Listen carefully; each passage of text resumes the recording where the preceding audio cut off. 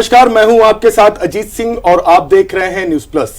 कहते हैं राजनीति में कुछ चेहरे ऐसे होते हैं जो ना किसी बड़े परिवार से आते हैं, ना राजनीति उनकी विरासत होती है, लेकिन वो अपने कर्म, अपनी ईमानदारी और जनता से जुड़ाव के जरिए अपनी पहचान बनाते हैं। आज हमारे साथ ऐसे ही एक युवा और ऊर्जावान नेता अभिषेक त्रिवेदी जी मौजूद हैं, जो भारतीय जनता पार्टी के नेता हैं, तेलियानी ब्लॉक प्रमुख प्रतिनिधि और फतेहपुर देवी माई मंडल प्रभारी के रूप में भी जाने जाते हैं। पिछले 20 सालों से लगातार बीजेपी संगठन के साथ सक्रिय रहते हुए अभिषेक त्रिवेदी जी ने एक सशक्त कार्यकर्ता और ईमानदार जन सेवक के रूप में अपनी अलग पहचान बनाई है। पेशे से व्यापारी और विचारों से जनसेवक अभिषेक जी राजनीति को सेवा का माध्यम मानते हैं। तो आइए जानते हैं उनके सफर की कहानी, संघर्ष, सेवा और संकल्प की जुबानी। अभिषेक जी, आपका बहुत बहुत स्वागत है न्यूज प्लस में। युवा नेता के तौर पर पहचान है, एक सफल व्यापारी हैं। पहले तो मैं ये जानना चाहूंगा कि इतना अच्छा व्यापार आपका चल रहा है, विदेशों तक पकड़ है आपकी, पूरे देश में व्यापार फैला हुआ है, फिर राजनीति में आके कशमकश और दो हाथ करने की क्या जरूरत है? कि राजनीति में प्रत्येक व्यक्ति को रुचि रखनी चाहिए, क्योंकि जब राजनीति में युवा रुचि नहीं रखेंगे, राजनीति में देश के लोग रुचि नहीं रखेंगे, तो राजनीति निश्चित तौर पे एक गलत माध्यम में चली जाएगी। मैं पहले फार्मास्यूटिकल्स में जॉब करता था, मैं डी फार्मा हूँ। उसके बाद मैंने अपना व्यापार शुरू किया और ईश्वर की कृपा से हम लोगों ने पूरे देश में काम करना शुरू किया। सन 2015 में मैं अपने गांव, मेरी मातृभूमि में मैंने जाना शुरू किया, तो मुझे लगा यहाँ पर बहुत सारे बदलाव की आवश्यकता है। और इन सबको देखते हुए कुछ एक जगह किस तरह की परिस्थितियाँ उत्पन्न हुई कि मैंने मेरी माता जी को बोला कि हम लोग प्रधानी का चुनाव लड़ेंगे। चूंकि व्यापार में मेरे पास उस समय इतना समय नहीं मैं अरेंज कर पाता था, तो मैंने सोचा किसी बैठक में मैं नहीं पहुंच पाऊंगा, तो मैंने मेरी माता जी को इसके लिए प्रेरित किया, मेरी माता जी को प्रधान बनाया। और जब भी मुझे थोड़ा सा भी टाइम मिलता था तो मैं गांव पहुंच करके सबके साथ बैठकर, और मैं किसी भी चीज एक टाइम पे एक काम को करने पे यकीन रखता हूं। तो 5 साल जब हम लोगों ने प्रधानी का कार्यकाल किया, तो धीरे धीरे चीजें मेरी समझ में आने लगी कि देश को हम विकासशील बनाना चाहते हैं। आदरणीय देश के प्रधानमंत्री जी का बहुत बड़ा विजन है सन 2047 तक इस देश को एक विकसित देश के रूप में स्थापित करने का। तो वो मेरा मानना ऐसा था कि जब मैंने प्रधानी के कार्यकाल को देखना शुरू किया, तो मुझे समझ में आया कि ये 2047 का मिशन तभी पूरा हो सकता है जब तक हमारे गांव और जो भी ग्रामीण अंचल हैं उनमें विकास पूरी तरह से स्थापित नहीं हो जाए। अगर ग्रामीण अंचलों में निश्चित तौर पे अगर इतनी जागरूकता आ गई और वहां पर विकास स्थापित कर पाए, तो शहर तो ऑलरेडी विकसित हो चुके हैं। शहर होता ही इसलिए है क्योंकि वो विकसित है। बिल्कुल सही बात है, मतलब जड़ों को पहले बेहतर जो है उनको मजबूत करना। और अगर आप देखेंगे तो किसी भी बड़े मेट्रोपॉलिटन सिटी हो, आप कानपुर तो ठीक है अभी छोटा आप भी अगर कह सकते हैं, लेकिन अगर आप लखनऊ चले जाएं, आप मुंबई चले जाएं, आप दिल्ली चले जाएं, आप चेन्नई चले जाएं, वहां पर भी आप देखेंगे जो बहुत सारा एक मॉब है वो ग्रामीण अंचल से आया है। और चूंकि वहां पर व्यापक व्यवस्था नहीं उपलब्ध थी, इसी कारण उसको शहर में आना पड़ा अपने परिवार को पालने के लिए, बच्चों को पढ़ाने के लिए। इस तरह की बहुत सारी व्यवस्थाओं को सुव्यवस्थित करने के लिए उसको इस माध्यम में शहर में आना पड़ा। तो अगर गांव में ही चीजें व्यवस्थित हो जाएंगी, तो आप देखिए ना, शहर में आज लोग 30 गज की कॉलोनी से लेकर के 3000 वर्ग गज तक का मकान बनाते हैं, जिसकी जैसी अपनी उपलब्धता है, जैसे जिस तरह का व्यापार है या जितना भी वो अर्जित कर पाता है अपने दैनिक व्यवसाय से या पेशे से। तो अंततः आप यह मान करके चलिए, अगर गांव में ये सारी चीजें बेहतर तरीके से उपस्थित हो जाएं, तो लोगों को ये शहर में जो मारामारी हो रही है, आज शहरों में ट्रैफिक है, आज शहरों में जाम है, तो उसका कारण यही है क्योंकि यकायक गांव से आबादी अपने बच्चों को पढ़ाने और व्यापार पेशे के आदि के लिए वो लगातार शहरों की तरफ पलायन बना हुआ है। तो अगर ये गांव में ही सारी सुविधाएं उपस्थित हो जाएंगी, निश्चित तौर पे आप ये मान करके चलिए गांव में खुशहाली हो जाएगी, तो शहर का भी वातावरण आपको बहुत ही जैसे आप देख रहे हैं आज पोल्यूशन की बहुत बड़ी समस्या है। हम लोग बहुत छोटी छोटी चीजों में देखते हैं, हम लोग जरा सी चीजों में पैनिक हो जाते हैं, दिल्ली को आप देख लीजिए, परेशान हो जाते हैं। तो बहुत सारी चीजें, तो मुझे लगता है कि इनसे बहुत ज्यादा बचाव हो जाएगा और एक नई तरह का वातावरण इस देश में तैयार होगा और मैं इसका पूर्ण तरह से पक्षधर हूं। लेकिन मैं ये जानना चाह रहा हूं, क्योंकि आपने बताया कि बिल्कुल सही बात है कि जड़ों को मजबूत करना बहुत ज़रूरी है, और अगर जड़ें मजबूत हो गई तो जो शहरों में अव्यवस्थाएं फैली हुई वो भी कई हद तक सही हो जाएंगी। लेकिन मैं ये जानना चाह रहा हूं, क्योंकि मैं पहले उसी बात पे फिर आऊंगा, क्योंकि मैं थोड़ा सा ताज्जुब, जब मैंने आपके बारे में जानकारी जुटाई तो मुझे लगा कि इतनी अच्छी पर्सनैलिटी है, इतना अच्छा सेटल बिजनेस है, तो ये प्रेरणा मिली कहाँ से कि मुझे राजनीति में जाके, आपने बताया कि प्रॉब्लम्स हैं, लेकिन ये प्रेरणा कहाँ से आई? किसको अपना आइडियल मानते हैं अभिषेक जी? मैं किसी व्यक्ति को आइडियल नहीं मानता हूं, मैं व्यक्तित्व को आइडियल मानता हूं, और ऐसे बहुत सारे व्यक्तित्व इस भारत की धरा पर आज से नहीं, मैं तो बहुत हिस्ट्री भी पढ़ता हूं, तो पुरातत्व काल से भी मैं देख रहा हूं निश्चित तौर पे जिन लोगों ने समाज में एक इस तरह का कार्य किया है जिससे एक नए समाज की स्थापना हो सके, एक भयमुक्त और एक निश्चित तौर पे इस तरह का, आप मानिए, एक ऐसे समाज का निर्माण हो सके जिसमें सभी के लिए प्रेम, न्याय और सम्मान हो। तो इस तरह के समाज की स्थापना में बहुत सारे ऐसे व्यक्ति और व्यक्तित्व हैं जिनका निश्चित तौर पे योगदान है, उनको मैं अपना आइडियल मानता हूं। और इसकी एक बहुत लंबी फहरिस्त है, नाम लेना शायद शुरू करूंगा तो हम लोगों का ये पॉडकास्ट सिर्फ नाम में ही हो जाएगा। चलिए अब हम राजनीति की तरफ बढ़ेंगे, लेकिन एक बहुत इंपॉर्टेंट सवाल कि जब आपने फैसला किया कि अब मुझे राजनीति के रास्ते पे आगे बढ़ना है, तो विरोध किसका किसका झेलना पड़ा? देखिए, मुझे जनता का तो बहुत प्यार मिला। जैसा कि आजकल आप अगर देख पा रहे होंगे तो सामाजिक व्यवस्था को राजनीतिक दलों ने जातीय वैमनस्यता में बांट दिया है, और ईश्वर की ऐसी कृपा है कि मुझे कभी ये जाति वैमनस्यता का सामना नहीं करना पड़ा। मैंने जब भी हम लोग प्रधान हुए या आज जिस पद पर हम लोग कार्य कर रहे हैं, तो सभी जगह मुझे समान सभी जाति और धर्मों का सहयोग मिलता रहा है, और मुझे प्यार करने वालों ने हमेशा मेरा बढ़ चढ़ करके मेरा हाथ थामा है और मुझे कंधे से कंधा मिला करके बहुत असंख्य ऐसे मेरे साथी और मेरे शुभचिंतक हैं जिन्होंने मेरा साथ दिया है। तो विरोध जैसा कोई चीज़ नहीं होती है, वैचारिक मतभेद होता है, और वो जब आप राजनीति करें, व्यापार करें, सामाजिक जीवन में हो तो वो होता रहता है, उसको मैं बहुत ज़्यादा महत्व नहीं देता हूँ।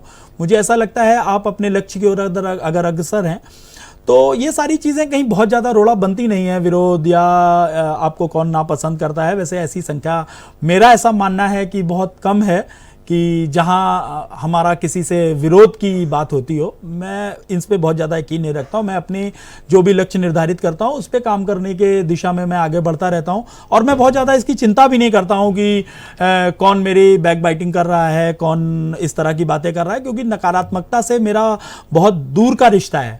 मैं एक सकारात्मक व्यक्तित्व वाला व्यक्ति हूं और मेरी ईश्वर में अगाध आस्था है। मैं ईश्वर की परम सत्ता को स्थापित करने के लिए जो भी जरूरी कार्य हैं उनको करता रहता हूं, और निश्चित तौर पे यह मान करके चलिए ये सारी चीजें उसके ही अंतर्गत आ जाती हैं। नहीं तो बिल्कुल आपने जो बात कही बिल्कुल सही है कि बिल्कुल भय मुक्त होकर अपनी जो रास्ता चुना है उस पर आगे बढ़ रहे हैं। कौन विरोध कर रहा है, कौन नहीं कर रहा है, फर्क नहीं पड़ता। लेकिन एक बड़ा महत्वपूर्ण सवाल है, क्योंकि 2014 से बीजेपी जो है सत्ता पे काबिज है, और आप 20 सालों से बीजेपी के साथ जुड़े। बीजेपी को ही क्यों चुना आपने? कांग्रेस भी थी, सपा भी थी, बसपा भी थी, उस समय मजबूत स्थिति में थे, तो बीजेपी को ही क्यों चुना? बहुत अच्छा प्रश्न है ये, और मुझे ऐसा लगता है कि ये आपका जो प्रश्न है वो बहुत जायज है और इसको हर युवा को समझना चाहिए। मेरी भारतीय जनता पार्टी से ज्यादा आस्था अपने देश के और अपनी मातृभूमि के लिए है, और मुझे ऐसा लगता है कि जब भी देश की कोई ऐसी बात होती है, जब भी देश प्रेम की बात होती है, तो भारतीय जनता पार्टी बहुत अग्रसर भूमिका निभाती है। और मैंने आज तक मेरी जो भी समझ कहती है, आज तक मैंने ऐसा कोई वक्तव्य भारतीय जनता पार्टी के किसी छोटे से बड़े तक नेता का रूप में सुना नहीं जो देश विरोध की बात करता हो। और यही बात मुझे हमेशा से भारतीय जनता पार्टी और राष्ट्रीय स्वयंसेवक संघ की ओर मुझे आकर्षित करती रही है। और इसलिए जब भी मैंने ये सोचा कि नहीं, अब हम राजनीति में हम लोग काम करेंगे, हम लोग लोगों से जुड़ करके काम करेंगे, लोगों के लिए काम करेंगे, तो मुझे भारतीय जनता पार्टी एक उपयुक्त दल दिखा जिस पर रह करके मैं अपनी आइडियोलॉजी के साथ काम कर सकता हूं, और मैं अपनी आइडियोलॉजी के साथ काम कर भी रहा हूं। ब्लॉक प्रमुख के तौर पर चैलेंजेस क्या थे और किनको पूरा कर चुके हैं, और अभी जनता क्या चाह रही है कि ये जो समस्याएं हैं इनको आप जल्द से जल्द निपटाएं? जो पूरी हो गई हैं वो भी बताइए, और जो होनी बाकी हैं उसके लिए कितना प्रयास कर रहे हैं ये भी थोड़ा सा बताइए। देखिए, राजनीति में जिस तरह से कभी संभावनाएं खत्म नहीं होती हैं, वैसे ही कभी काम भी खत्म नहीं होते हैं। मैं जब माता जी प्रधान थी तो मैं जब भी पहुंचता था सारी चीज़ें देखता था, सारे अधिकारियों से मिलता था, और तब भी मुझे माननीय मुख्यमंत्री जी ने पुरस्कृत किया, क्योंकि हम लोगों ने प्रयागराज मंडल में पहला ODF गाँव मैंने किया था। और इसके लिए माननीय प्रधानमंत्री जी ने हम लोगों को दिल्ली बुला करके और पुरस्कृत भी किया था, और हम लोगों ने एक कार्यशाला भी अटेंड की थी, मैंने और माता जी दोनों ने ही। और इसके बाद माननीय मुख्यमंत्री जी ने भी किया। और गांव को, मैं किसी भी काम को अधूरा छोड़ने पे यकीन नहीं रखता हूं। सपोज दैट अगर मुझे एक रोड बनानी है तो मैं सिर्फ रोड नहीं बनाता हूं, मैं उस रोड का ड्रेनेज सिस्टम कहां जाएगा, इस रोड को हम कहां से शुरू करके कहां खत्म करेंगे, उसके बाद की चीजों को कैसे पूरा करेंगे, मैं इस तरह से काम करने पे यकीन रखता हूं। और इस तरह से काम करते करते ही मेरी रुचि धीरे धीरे इन सब चीजों में डेवलप होती चली गई। और आज मुझे ऐसा लगता है कि मैं दिन में अगर मैं मान के चलिए कि 18 घंटे जगता हूं या 16 घंटे जगता हूं, तो 13-14 घंटे मैं ये सोचता रहता हूं कि हम लोग अपने विजन को कैसे पूरा करेंगे। देखिए, मैं लोग कहते हैं कि एक आपने बहुत गांव में एक बड़ा छोटा सा वर्ड सुना होगा कि क्या तुम्हारा वहां नाड़ा गड़ा है, कहते हैं, आपने सुना होगा अक्सर गांव देहात और ग्रामीण अंचलों में। ये एक बहुत ही आम बोलचाल की भाषा है, क्या आपका नाड़ा गड़ा है। तो जब मैं अपने गाँव गया तो मुझसे लोगों ने कहा कि भाई आप प्रधानी लड़ेंगे, आप कैसे कर पाएंगे, आप काम कर रहेंगे, फिर कैसे सही होंगी चीज़ें। तो मैंने कहा भाई देखो, एक बहुत बुजुर्ग आदमी थे, उन्होंने मुझसे ये प्रश्न किया, तो मैंने कहा भाई देखो, मेरा यहाँ तो मेरा नाड़ा गड़ा है, मेरा जन्म हुआ है यहाँ पर, मेरी ये मातृभूमि है, और मैं आज आपके सामने ईश्वर को साक्षी मान करके कहता हूँ, मुझे इस दुनिया में अपनी मातृभूमि से, अपने देश से बढ़कर के मुझे इस दुनिया की कोई भी चीज़ प्यारी बिल्कुल भी नहीं है। और आप यह मान करके चलिए, शायद जब तक यह जीवन रहेगा तब तक मुझे इससे ज़्यादा प्रिय कुछ भी नहीं हो पाएगा। ये दोनों चीज़ें मेरे लिए बहुत महत्वपूर्ण हैं।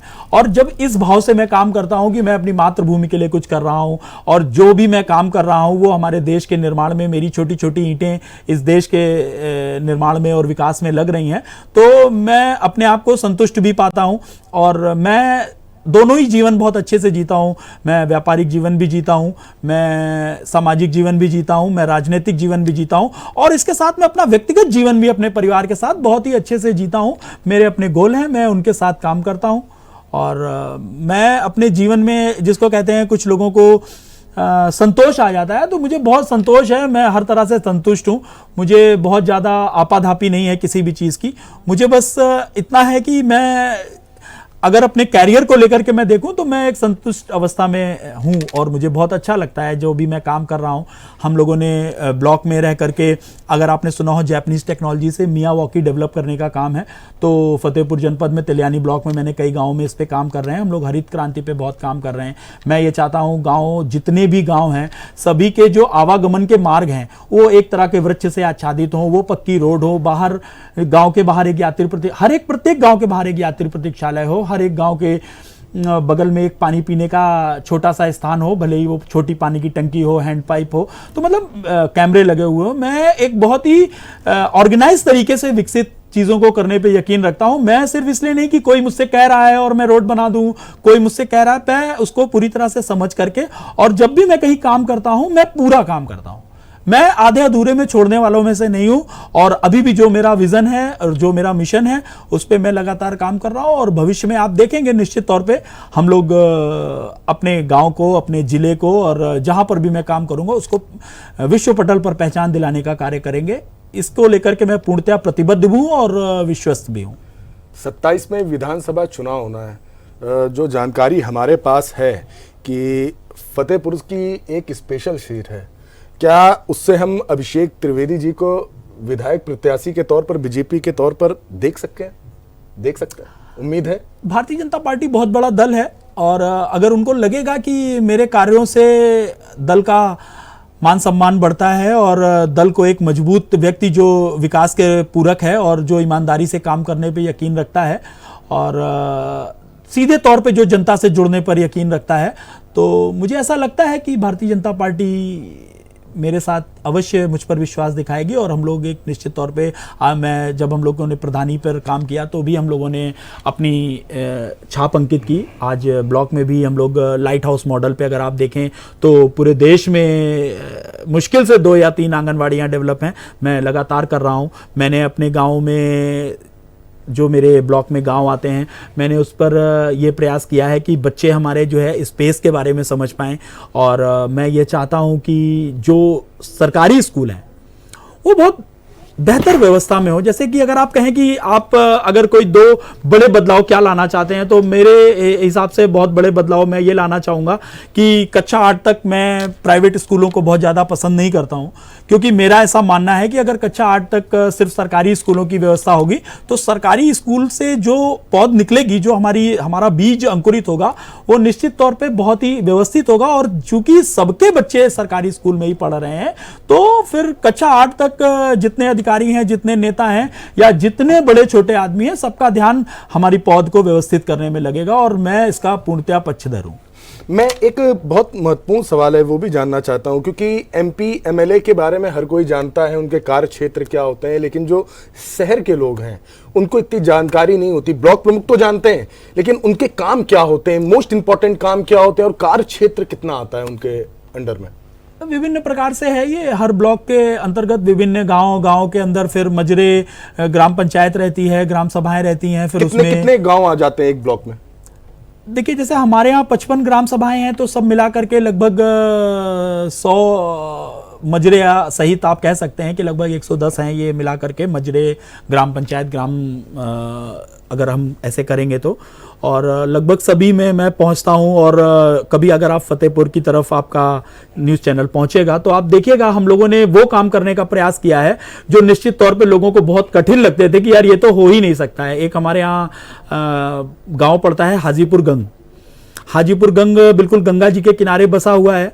मैं जब भी जाता था लोग बड़े प्यार से और आके बैठ जाते थे। मेरा एक स्वभाव है कि मैं, देखिए, बड़े लोगों के बारे में तो सब जानते हैं, लेकिन मेरा स्वभाव ये है कि मैं जो छोटे से छोटा तबका है, मैं कभी कभी खड़ा हो जाता हूं तो मैं रिक्शे वाले से भी बात करने लगता हूं, मैं टेम्पो वाले से भी बात करने लगता हूं, मैं मोची से भी बात करने लगता हूं, या इस तरह के जो भी लोग हैं। मैं एक्चुअली में बात करने से मैं ये समझना चाहता हूं कि वो क्या सोच रहे हैं, वो इस देश के बारे में क्या सोच रहे हैं, वो इस सरकार के बारे में क्या सोच रहे हैं, वो मेरे व्यक्तिगत तौर पर क्या सोच रहे हैं और उनकी नेताओं के विषय में क्या राय, मतलब ऐसी क्या चीजें हैं जो उनको राजनीति से उनके मन को हटाने का कार्य करती हैं। तो मैं अपने जीवन में उस तरह के सुधार लाने का निरंतर प्रयास करता हूं कि जिससे एक वो तबका जो बहुत ऊपर तक नहीं पहुंच पाता है, वो आप ये समझिए वो शायद किसी विधायक जी के पास जाएगा, सांसद जी के पास जाएगा, मंत्री जी के पास जाएगा, तो शायद उसका नंबर सबसे अंतिम में आएगा। मैं ऐसे प्रत्येक व्यक्ति से संवाद करना और उसके स्थिति को समझने का प्रयास करता हूं, परिवार को कैसे पालता है, दैनिक दिनचर्या कैसे गुजारता है। तो मुझे ऐसा लगता है कि कभी अगर जीवन में हम लोग कुछ अच्छा कर पाए राजनीति में, तो मुझे इन सब चीज़ों का ज्ञान होना चाहिए। मैंने प्रधानी की पूरी व्यवस्था समझ ली है, ब्लॉक की पूरी व्यवस्था समझ ली है, तो मुझे ऐसा लगता है कि कोई भी अधिकारी मुझे मूर्ख नहीं बना सकता है कि क्या संभव है और क्या असंभव है और कार्य को किस तरह से संपादित करना है, ये मैं पूरी तरह से समझ चुका हूँ। अभिषेक जी, अक्सर देखा गया है कि जब सरकार होती है सत्ता में, मतलब अपनी पार्टी सत्ता में होती है, सरकार में होती है, तो विरोध कम देखने को मिलता है। बहुत कम नेता ऐसे होते हैं तो जो जनता की आवाज को मुखर होकर उठाएं। एक किस्सा मुझे याद आ रहा है कि बड़ी संख्या में लोग जो हैं वो आपके साथ थे और आप अपने ही लोगों के खिलाफ धरने पर बैठ गए, तो वो वाकया क्या था ये बताइए। और दूसरा सबसे बड़ी चीज कि जो भी आपके ऊपर के दर्जे के नेता हैं फतेहपुर को जो प्रेजेंट करते हैं, उनका क्या रिएक्शन रहा उसमें? नहीं, वो धरना नहीं था एक्चुअली। ऐसा था कि बहुत सारी, एक हमारे यहाँ बदनी दौदियापुर करके एक गांव है, वो नया विकसित हो रहा है, उसको लेकर के मैं माननीय मुख्यमंत्री जी से भी मिला और मैंने अपनी पूरी बात रखी कि भाई ये नए लोग हैं, कुछ एक प्रजापति समाज के लोग और इस तरह से घुमंतु समुदाय के लोग, बहुत इस तरह के लोग हैं वो। तो मैं बहुत बार, मुझसे कई युवा आकर के बोले भैया एक बार गांव आना है, तो मैं गया तो मैंने समझा कि भाई यहाँ तो बहुत दिक्कत है, यहाँ लाइट भी नहीं है, यहाँ पानी भी नहीं है। तो वो दरअसल आए थे मेरे पास पानी की समस्या को लेकर के। अच्छा, उनका एक स्वभाव है कि वो पूरे जितने भी लोग हैं वो सभी लोग आते हैं, तो इसको लेकर के लगभग 200 लोग मेरे कार्यालय के बाहर आ गए। अब उसमें कई बुजुर्ग भी थे, चूंकि 200 कुर्सियां तत्काल पे उपस्थित नहीं थी मेरे पास कि मैं उनको सबको बोल सकूं कि भाई आप जल्दी जल्दी डालिए और बैठ पाइए। तो मैं खड़े होकर के उनसे बात करने लगा और काफी देर तक जब हम लोग चर्चा करते रहे तो मैंने देखा कुछ एक बुजुर्ग भी हैं जो सिर्फ सम्मान की दृष्टि से नहीं बैठ रहे हैं कि हम खड़े हैं तो वो कैसे बैठेंगे। तो मैंने उनकी दुविधा को समझ करके मैंने वहीं पर बैठ गया और तो वो सब भी आराम से बैठ गए। फिर जो जरूरी चीजें थी, जो अधिकारी थे जिनसे उनका काम हो सकता था, जल की समस्या या बिजली की समस्या जो हल हो सकती थी, उन सबको मैंने फोन करके वहीं पर बुलाया और बैठ करके उनका जब तक निदान नहीं हो गया हम लोग 2-2.5 घंटे बैठ करके बात करते रहे। उनको समझता रहा, जैसा कि मैंने बताया मैं लोगों से बात करके एक्चुअली मैं समझना चाहता हूं कि उनकी पीड़ा क्या है। अगर हमें पीड़ा ही नहीं पता है तो हम राजनीति में सुधार किस चीज का करेंगे, या हो सकता है हम जिस दिशा में सुधार कर रहे हो उसकी उन्हें आवश्यकता ही नहीं है। तो मैं ये जानना चाहता हूं एक्चुअली में कल को अगर हम काम करना चाहेंगे तो हमें किस दिशा में काम करना है। मैं अपनी दिशा को निर्धारित करने के लिए इस तरह से सभी के साथ संपर्क में रहता हूं। नहीं, ये अच्छी चीज है क्योंकि आपके साथ युवा, बुजुर्ग, महिलाएं सब जुड़े हुए हैं। तो किस तरीके की प्रॉब्लम्स वो आती हैं, क्योंकि देखिए किसानों को लेकर अक्सर कहा जाता है, और अगर मैं किसान संगठनों की बात करूं तो वो अभी भी जो है वो कह रहे हैं कि सरकार की तरफ से किसानों के लिए बहुत बेहतर कार्य नहीं किया जाता है। लेकिन आप ऐसे क्षेत्र से आते हैं जहां पे किसान बहुत है, तो आपको लग रहा है जीएसटी 2.0 या सरकार की जो योजनाएं हैं उनका लाभ उनको मिल पा रहा है, पहुंच पा रहा है उन तक? देखिए निश्चित तौर पे मिल रहा है, ये कहने में तो कोई गुरेज नहीं है कि इस सरकार में, माननीय मोदी जी की सरकार में जो सबसे निचले और पिछले तबके का व्यक्ति है वो भी लाभ पा रहा है। आज अगर आप देखिए तो शायद बिरला ही कोई ऐसा परिवार हो जिसमें मोदी जी की किसी ना किसी योजना का लाभ उस तक नहीं पहुंच रहा हो। और निश्चित तौर पे यह मान करके चलिए यह गरीबों की सरकार है या ऐसे लोगों की सरकार है जिन तक सरकारी व्यवस्थाएं पहुंचना लगभग नामुमकिन सा था। आप यह मान करके चलिए मैं मोदी जी के इस व्यक्तित्व से और काम करने के इस नजरिए से मैं बहुत प्रभावित हूं कि वह जिस, आप बताइए ना कि आज तक इतने सारे प्रधानमंत्री हुए, किसने सोचा कि शौचालय जाना भी एक बहुत बड़ी समस्या है और देश में इतने शौचालय का निर्माण कर दिया। ऐसा कौन सा नेता है जिसने ये सोचा कि भाई चूल्हा फूंकती है मेरी माँ और चूल्हे की वजह से उनकी आंखें खराब हो रही हैं, मोतियाबिंद हो रहा है, तो हम उज्ज्वला योजना के तहत कर दें, हम गांव-गांव तक बिजली पहुंचा दें, हम नई ट्रेनों पे, बुलेट ट्रेन पे बात किसने की थी आज तक?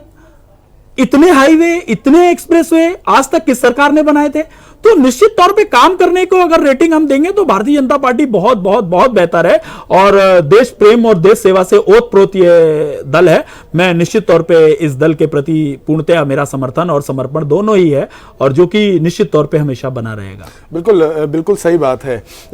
अब आते हैं आपके व्यक्तिगत उसमें, कम एज में आप बीजेपी से जुड़ गए, 20 साल का लंबा वक्त हो गया, और जो आज का यूथ है वो यंग लीडर ही चाहती, किसी भी पद पर हो, तो जो यंग यूथ है उसको किस तरह से आप मोटिवेट कर रहे हैं, उनके लिए काम क्या कर रहे हैं किसी भी माध्यम से, चाहे शिक्षा हो या स्पोर्ट्स हो, किसी भी माध्यम से, और यूथ को सही दिशा में लेके जाना उसके लिए क्या काम कर रहे हैं? देखिए सबसे बड़ी बात यह है कि आज जो यूथ की सबसे बड़ी समस्या है, सही समय पर अगर वो सही जगह पर लग जाए, आप कह सकते हैं, और अभी युवा को यह समझने की जरूरत है भाई जरूरी नहीं है आप दर दर भटके, आपने पढ़ाई लिखाई कर ली तो आप नौकरी के लिए आप सब जगह अपना रिज्यूम लगाते घूमे। आप अपना स्व व्यवसाय भी कर सकते हैं और स्व व्यवसाय के लिए मैं चाहता हूं कि आज का युवा प्रेरित हो और अपने व्यवसाय की ओर उसका ध्यान बढ़े, ना कि वो बहुत ज्यादा ये सोचे कि नहीं भाई हाँ ठीक है अगर आप कुछ बहुत अच्छा कर सकते हैं सरकारी व्यवस्थाओं में तो आप करिए, नहीं तो अगर नहीं है तो इस सहारे मत बैठिए कि भाई हमारे पास तो कोई काम करने के लिए नहीं है। अभी सरकार की कौशल विकास योजना है, विश्वकर्मा योजना है, सरकार की बहुत सारी योजनाएं, आप निकलो तो बाहर। आप हम लोगों को भी कोई बताने वाला नहीं था, हम लोगों ने बाहर निकले। और मैं सारे युवाओं से कहता हूं आध्यात्मिक रहिए, ईश्वर से जुड़े रहिए। जब आप जुड़े रहेंगे आपका आत्मबल भी मजबूत रहेगा और निश्चित तौर पे मान करके चलिए आप जो ये आजकल का युवा भटक रहा है उसको लगता है नशा करने से या वो पबिंग, डिस्को या इस तरह की चीजों, आजकल के जो मेट्रोपॉलिटन सिटीज हैं उसमें मैं देखता हूं युवाओं का बड़ा शौक है कि शाम को भाई 9 बज गए, चलो आज चलेंगे, आज ये है, आज हम चलेंगे। तो उनसे थोड़ा सा बाहर आकर के पहले अपने आप को स्थापित करना है, अपने परिवार के लिए कुछ करना है, परिवार के बाद अपने समाज के लिए कुछ करना है और फिर अपने देश के लिए कुछ करना है। बिल्कुल सही बात है, उसके लिए आगे निकलना होगा और आगे बढ़कर जो है अपॉर्चुनिटी को अपनाना होगा। अभिषेक जी, एक 2015 का किस्सा है, जानलेवा हमला होता है आपके ऊपर, और भगवान की कृपा से आप साथ में बैठे हुए हैं। डर नहीं लगा कि राजनीति खतरनाक है, व्यापार ज्यादा अच्छा था? नहीं, डरता तो मैं कभी नहीं हूं किसी से भी, मैं सिर्फ ईश्वर से डरता हूं। और मैंने आपको पहले भी बताया, मैं व्यक्तित्व से प्रभावित होने वाला व्यक्ति हूं और मेरे जो भी इरादे या फैसले हैं वो बहुत दृढ़ होते हैं, क्योंकि मैं हमेशा अपने फैसले ईश्वर के समक्ष लेता हूं। तो जब ईश्वर के समक्ष ले लिया तो फिर अब वो जाने कि कैसे करना है, वो रखना है या जाने देना है, जीना है कि मरना है, वो इससे लेकर के मेरी बड़ा संतुष्टि का भाव रहता है, मुझे डर नहीं लगता है। और रही बात ये, तो राजनीति में जब आप आ रहे हैं तो बहुत सारी चीजें होती हैं। तब प्रधानी के चुनाव का दौर था और इस तरह की घटनाओं से मेरा कोई बहुत ज्यादा, मैं वैसे बहुत सकारात्मक व्यक्ति हूं, मैं नकारात्मक मुद्दों को बहुत ज्यादा सोचता भी नहीं हूं। लेकिन हाँ, मुझे ये अच्छे जो भी, मैं जिनके व्यक्तित्व से प्रभावित रहता हूं, निश्चित तौर पे मैं उनसे मिलना, उनके साथ बैठना पसंद करता हूं। और जो भी इस तरह के लोग हैं जिन्होंने अपने जीवन में कुछ अचीव किया है, या जो लोग देश को हमेशा अपने आगे रख करके बात करते हैं, मैं स्वयं भी उनके संपर्क में रहता हूं और मैं चाहता हूं मेरे बच्चे भी उनके संपर्क में रहें, ताकि उनको भी पता चले कि वो नेशन फर्स्ट का भाव तो हर देश के प्रत्येक बच्चे, प्रत्येक युवा में होना ही होना चाहिए। अगर ये नहीं है तो निश्चित तौर पे आपकी पहली सीढ़ी ही आप भटक चुके हैं। हम अपने जो खास गेस्ट होते हैं उनके साथ एक रैपिड फायर गेम खेलते हैं और एक लाइन में आपको सारा सब कुछ डिस्क्राइब करना है।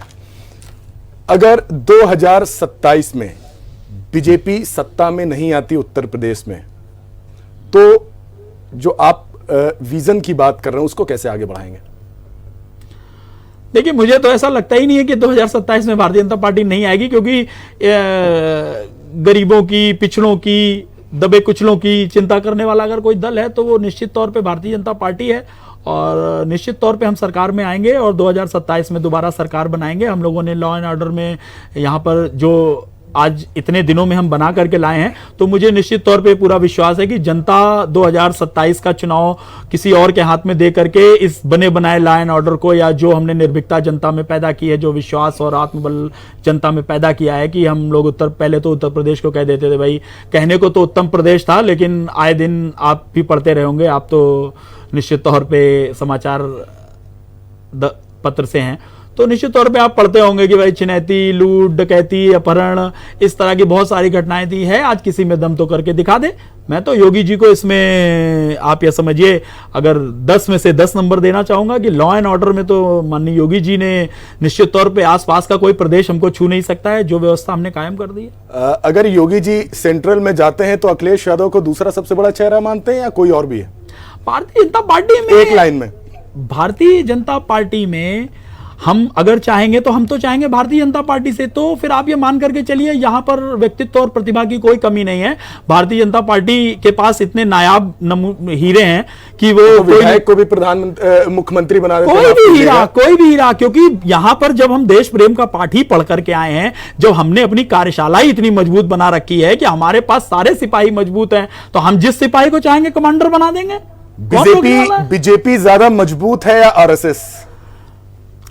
देखिए, आरएसएस कोई दल नहीं है।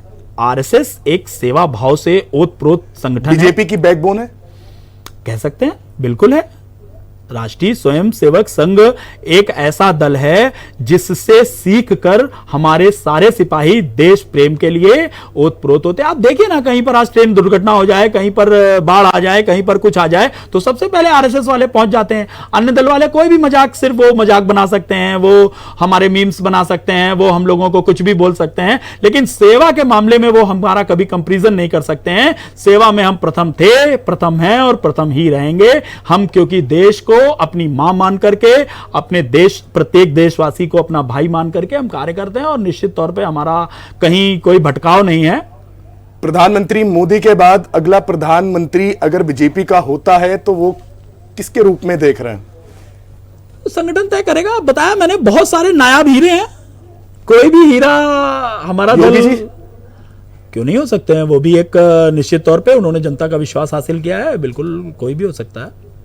चलिए अभिषेक जी, बहुत बहुत धन्यवाद हमारे साथ जुड़ने के लिए और सभी सवालों के जवाब देने के लिए, और बहुत बहुत शुभकामनाएं कि आपकी ये जो यात्रा है इसी तरह आगे बढ़ती रहे और साथ में युवा, महिलाएं और बुजुर्ग जिनकी आपने बात करी उनके जो विकास की यात्रा है उसका जो है आगे बढ़े और उन अपनी जो ब्लॉक के अंदर जितने भी काम है उसको आप जल्द से जल्द पूरा करें और 2027 में हम विधायक के तौर पे ना देखें बल्कि एक सशक्त और एक अच्छे विधायक के तौर पर आपको जाने भी। चलिए, बहुत बहुत धन्यवाद आपका हमारे साथ जुड़ने के लिए। तो ये थे अभिषेक त्रिवेदी, एक ऐसा नाम जो राजनीति में सेवा भाव को जीता है, जो संगठन के प्रति समर्पण और जनता के प्रति ईमानदारी को अपने कर्म से साबित करते हैं। एक अधिवक्ता, एक व्यापारी और नेता के तौर पर अभिषेक जी का सफर ये बताता है कि राजनीति में सफलता विरासत से नहीं, निष्ठा और मेहनत से मिलती है। हम उम्मीद करते हैं कि आने वाले समय में अभिषेक त्रिवेदी अपने विचारों और कार्यों से युवा राजनीति को एक नई दिशा देंगे। फिलहाल के लिए न्यूज़ प्लस में बस इतना ही। देश दुनिया की तमाम खबरों के लिए देखते रहिए न्यूज़ प्लस।